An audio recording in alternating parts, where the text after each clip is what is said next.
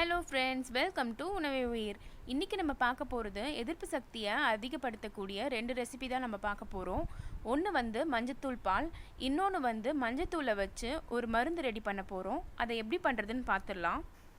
First மஞ்சத்தூள் பாலுக்கு 1 cup அளவுக்கு பாலை சேர்த்தாச்சு.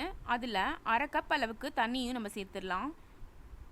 சேர்த்துட்டு இது நல்லா கொதி வந்துடட்டும். இந்த பாலை வந்து நம்ம வெறும் வயிற்றுலையும் குடிக்கலாம், நைட்டு படுக்கும் பொழுதும் குடிக்கலாம். அட்லீஸ்ட் ஒரு நாளைக்கு ஒரு வேளையாவது நம்ம இது கண்டிப்பாக குடிச்சாகணும். எதிர்ப்பு சக்தியை ரொம்பவே அதிகப்படுத்தும். இது மெயினாக படுக்கும் பொழுது குடிக்கிறீங்கன்னா ரொம்பவே நல்லாயிருக்கும். இப்போது பால் நல்லா பொங்கிடுச்சு. இதை சிம்மில் வச்சு ஒரு 2 நிமிஷம் கொதிக்க விட்டுடலாம். இப்போது பால் நல்லா 2 நிமிஷம் நல்லா கொதிச்சிடுச்சு. இதில் நம்ம எடுத்து வச்சுருக்கிற 1/4 டீஸ்பூன் அளவுக்கு மஞ்சத்தூளை நம்ம சேர்த்துக்க போகிறோம். இது கூடவே அரை டீஸ்பூன் அளவுக்கு மிளகுத்தூளை எடுத்து வச்சுருக்கிறேன், அதையும் இது கூட சேர்த்துக்கலாம். சேர்த்துட்டு ஒரு வாட்டி நல்லா கலந்து விட்டு ஸ்டவ்வை ஆஃப் பண்ணிவிட்டு நம்ம இதை சர்வ் பண்ணிட வேண்டியதான். எப்பயுமே சர்க்கரை வந்து இது கூடவே சேர்க்காதீங்க, கொதிக்கும் பொழுதே எதுலேயுமே சேர்க்காதீங்க. எல்லாமே கொதித்து முடித்து நிறுத்தும் பொழுது நம்ம டம்ளரில் டைரெக்டாக போட்டுக்கலாம். அப்படி சேர்க்கும் பொழுது தான் நம்ம வந்து சர்க்கரையை திட்டமாக சேர்த்துப்போம். இதில் போட்டிங்கன்னா நிறையவே செலவாகும். இப்போது பாலில் நம்ம எடுத்து வச்சுருக்கிற சர்க்கரையை சேர்த்துடலாம். நான் வந்து 1.5 டீஸ்பூன் சர்க்கரையை இது கூட சேர்த்துட்டு கலந்து விட்டு இதை சர்வ் பண்ண வேண்டியது தான். அடுத்ததாக நம்ம பார்க்க போகிறது மஞ்சத்தூளை வச்சு ஒரு மருந்து ரெடி பண்ண போகிறோம். இதை ஸ்டோர் பண்ணி கூட நம்ம வச்சுக்கலாம். அதை எப்படி ஸ்டோர் பண்ணுறது, எப்படி பண்ணணுன்றதை நம்ம வீடியோவில் பார்க்கலாம். நிறைய பேருக்கு மஞ்சத்தூள் பால் பிடிக்காது. பால் பிடிக்காதவங்களுக்கு கூட இந்த மாதிரி பண்ணால் கண்டிப்பாக சாப்பிடுவாங்க. அதை எப்படி பண்ணுறதுன்னு பார்த்துடலாம். அடுப்பில் இந்த மாதிரி கடாய் வச்சு அதில் நம்ம எடுத்து வச்சுருக்கிற தண்ணியை சேர்த்துக்க போகிறோம்.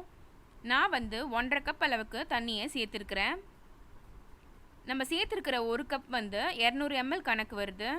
மொத்தமாக 300 ml அளவுக்கு தண்ணியை இதில் சேர்த்துருக்குறோம். சேர்த்துட்டு இது லைட்டாக கொதி வர ஆரம்பிச்சுட்டோம். இப்போ லைட்டாக பாயிலிங் ஸ்டேஜுக்கு வந்துடுச்சு.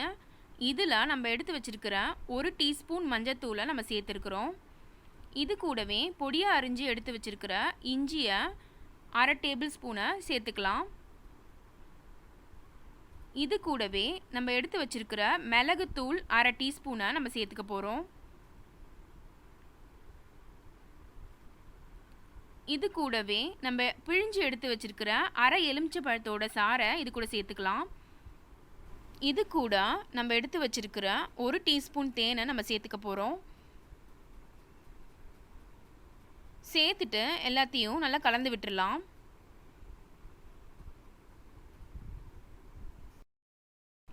கலந்து விட்டுட்டு இது 5 நிமிஷத்துக்கு நல்லா கொதி வரணும். 5 நிமிஷத்துக்கு மேலே கொதிக்க வைக்க வேண்டாம். ஏன்னா நம்ம சேர்த்துருக்கிற எலுமிச்சம்பழத்தோட சாறு வந்து கசந்து போயிடும். அதனால் 5 நிமிஷம் கரெக்டாக கொதிச்சா போதும். நல்லா கொதி வருது. இப்போ 5 நிமிஷம் ஆயிடுச்சு. இதை இப்போ நம்ம ஆஃப் பண்ணிடலாம். ஆஃப் பண்ணிவிட்டு இதை வடிகட்டி எடுக்க போகிறோம். இதை வடிகட்டி எடுத்து வச்சாச்சு. நம்ம எப்படி குடிக்கணுன்றதை நான் சொல்கிறேன். ஒரு டம்ளரில் மிதமான சூடு இருக்கிற அளவுக்கு தண்ணியை நம்ம சேர்த்துக்கலாம். இது கூடவே நம்ம காய்ச்சி வடிகட்டி எடுத்து வச்சுருக்கிற அந்த மருந்தை 2 டேபிள் ஸ்பூன் அளவுக்கு இதில் சேர்த்துட்டு நல்லா கலந்து விட்டுற போகிறோம். கலந்து விட்டு இது காலையில் நம்ம குடிச்சிட்டு வரும்பொழுது எதிர்ப்பு சக்தியை ரொம்பவே அதிகப்படுத்தும். இந்த வீடியோ உங்களுக்கு பிடிச்சிருந்தா லைக் பண்ணுங்கள், ஷேர் பண்ணுங்கள். உணவே சேனலுக்கு மறக்காமல் சப்ஸ்கிரைப் பண்ணுங்கள். பக்கத்தில் இருக்கிற பெல் ஐக்கானையும் மறக்காமல் கிளிக் பண்ணிக்கோங்க. தேங்க்ஸ் ஃபார் வாட்சிங்.